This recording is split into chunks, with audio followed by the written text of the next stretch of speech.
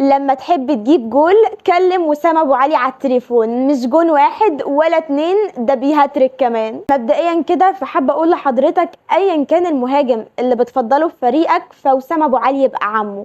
هتعترض هرد عليك بالارقام.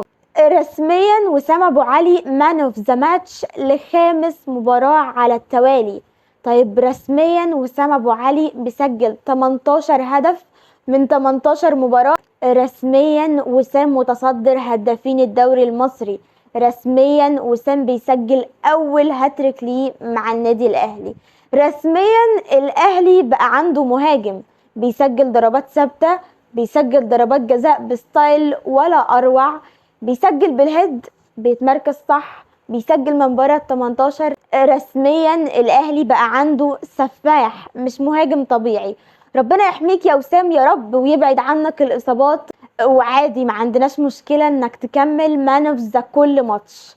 نرجع بقى لموضوعنا وهو النادي الاهلي. بعد فوز الاهلي على المقاولين برباعيه نظيفه، الاهلي يتبقى له نقطه واحده ويبقى رسميا الاهلي بطل الدوري ال 44. مارسيل كولر وصل للفوز ال 19 على التوالي. يا جماعه شوفوا لنا حد بيعمل شويه من الارقام دي، يعني احنا عايزين حد ينافسنا بس يكون قد المنافسه، عشان احنا زهقنا من كتر ما مفيش منافس فعلا قد انه ينافس النادي الاهلي. هل هنفضل ننافس نفسنا كده الى ما لا نهايه؟ نتكلم عن باقي اللعيبه بقى شويه، مش هنقضيها وسام ابو علي بس. امام عاشور عمل ماتش عالمي النهارده، ولولا العظمه اللي بيقدمها وسام ابو علي كان امام عاشور مان اوف ذا ماتش بصراحه. فنقدر نقول ان امه تاني رجل للمباراه. رضا سليم عمل ماتش حلو، ضيع كذا كوره بس توتالي فعمل اداء كويس. اعتقد ما شفناش شوبير النهارده غير في لقطه او اتنين، فاحنا ما تعبناهوش في حاجه النهارده اصلا. اكرم عمل ماتش كويس، مروان عمل ماتش كويس، كريم فؤاد عمل ماتش كويس.